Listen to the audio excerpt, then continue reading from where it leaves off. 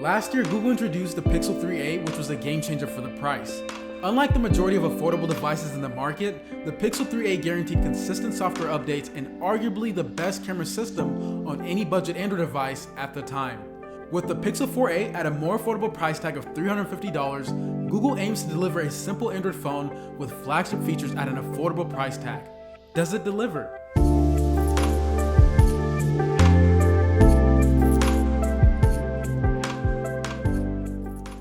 I actually kind of like the design of the Pixel 4a, even though it's on the basic side of things, like very basic. You literally just get this device in just one option.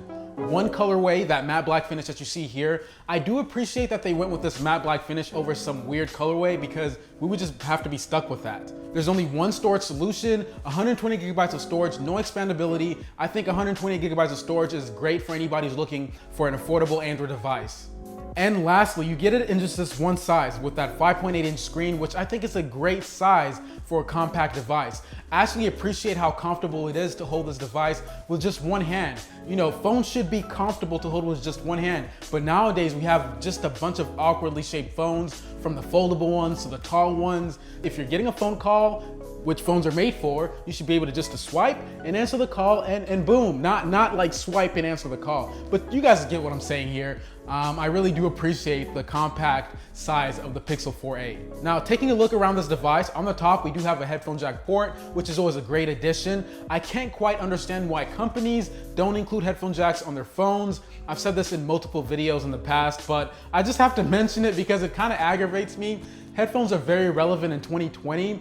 I do understand that everybody's trying to go wireless or whatever, but it's a simple and cheap feature to include. Like, this is a $350 phone, and you have phones that cost nearly 3 times the price of this one, and you can't even have a headphone jack. Like, I guess we're going wireless, so let me stop complaining. Looking at the bottom of the device, you do have a USB-C charging port, which is compatible with fast charging. That is always a nice addition. There's also a speaker, and it works in conjunction with that earpiece to give you a stereo experience. It actually sounds really good. I would have to say it sounds just as good as most flagship devices that have a similar stereo type of experience where they're using the earpiece and the bottom of the speaker to give you that experience. So it does sound really good for a cheap device. Like, it doesn't sound like a cheap speaker system at all. It's pretty good. So thank you, Google, for that. I actually do tend to listen to music every now and then on the onboard speakers, even though I do have earphones.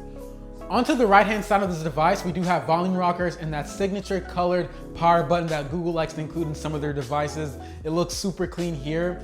I actually do prefer having the volume rockers and the power button on 2 different sides of the devices, because sometimes I'll be watching like a movie or a show on Netflix and I'll try to turn up the volume, and yes, I'm that person who accidentally locks the phone. I will say I didn't have that issue with this phone, maybe because the power button is super bright and it just stands out, or maybe Google just did a really great job at just separating the two.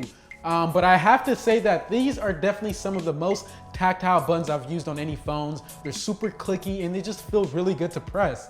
And on the back of this device, we do have a square camera cutout, which just features one camera and flash. I don't know why it's square. They could have just put the camera there and the flash below it, but I guess that's just the design language of this phone. And then we also have a fingerprint scanner, which works really well and accurate.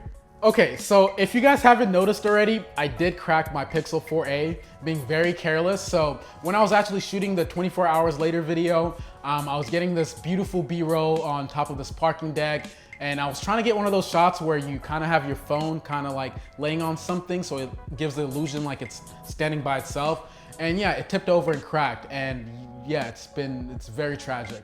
So my experience on the durability and build quality of this device is going to be based on that and just using it on a day-to-day. So I have to say this device is definitely not the most durable device, simply because it's built out of plastic. Even when I dropped it, I got a bunch of scuffs around the device, even though it laid flat on the screen. I guess it fumbled a couple times, but it's not the most durable. It is using Gorilla Glass 3, which is definitely an older version of Gorilla Glass. So don't drop this phone. You're probably gonna crack it. Definitely put a case on this one. Speaking of that beautiful cracked display, at least it's not that bad. It's just a little hairline crack, but it's still a crack. Let's get right into that.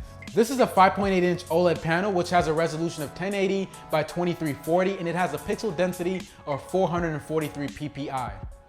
It's definitely on the warmer side of things, which I guess is okay. I do prefer more cooler tone displays, and I think that just looks a little bit more natural, and I don't know, I just prefer the cooler look than that warmer look. And it also has great contrast, and it gets pretty vibrant being that it's an OLED panel. I wish it did get a little bit brighter in my opinion, because using it outside, it is still usable, don't get me wrong, but it's not as bright as maybe your flagship displays. But it is great for your day-to-day use for that average person who's looking for an affordable device. Anyway, I'm glad to see barely any bezels here, and we don't have this weird looking notch or anything like that, like we did with some of the last generation Google Pixel devices. Let's talk specs. In my opinion, specs do not matter at all. It's not about the numbers. It's about how this phone performs on a day-to-day. So with that being said, let's get right into the numbers. The Google Pixel 4a is rocking a Snapdragon 730G octa-core processor, Adreno 618 GPU, and 6 gigabytes of RAM. And as I mentioned earlier, it does have 128 gigabytes of storage with no expandability. As far as benchmarks on Geekbench, you're gonna get an average of 6,426, and on Antutu, however you wanna say it, you're gonna get an average of 268,714. But like I said, those numbers don't really matter that much. Let's talk about how I was using this phone on a daily basis. From a software experience perspective, this does feel very snappy for the most part. Every now and then you're gonna get a little bit of jitter, which is kind of expected with an affordable device, but it's nothing major to the point where I feel like this phone is gonna slow down in the next maybe like 2 years. In fact, you're gonna get 3 years of software updates, so it's probably not gonna slow down anytime from now. Anything from navigating through different menus to opening up applications to multitasking was pretty smooth and straight to the point. I didn't really have any issues here. Now, as far as gaming, things like Subway Surfers or Temple Run, you're not gonna have any issues here. It does pretty well for the most part. But when you're playing high intensive games like Asphalt 9, which I played a lot, you are gonna notice a little bit of frame drops here and there. It's not that major to the point where it's kind of aggravating, but it's not gonna be nearly as good as playing games on a flagship device. The reason a lot of people are gonna pick the Google Pixel 4a over a lot of other budget Android devices is because of the amazing camera experience you get with this device.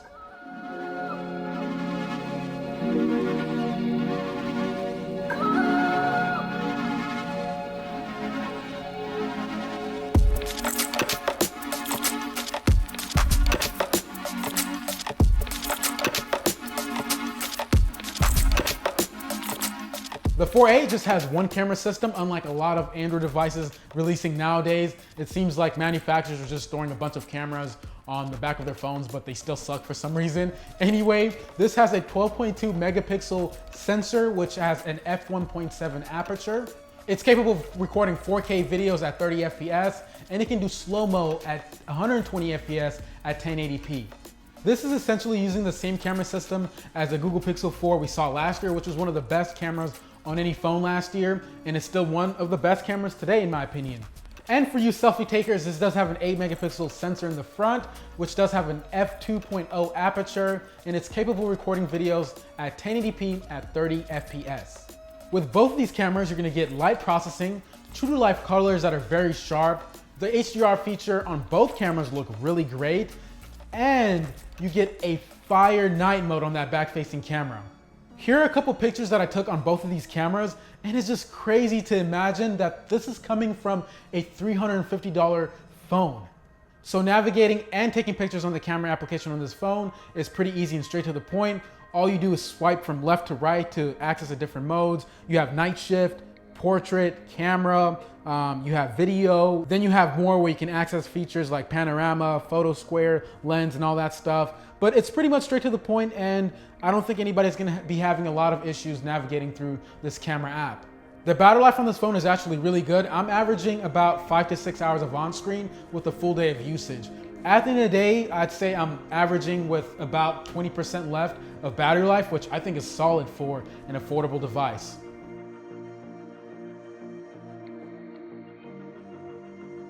So to answer that question in the beginning of the video, yes, the Google Pixel 4a delivers. At $350, this is clearly an easy device to recommend. Great camera, guaranteed updates up to 3 years, and a wonderful software experience.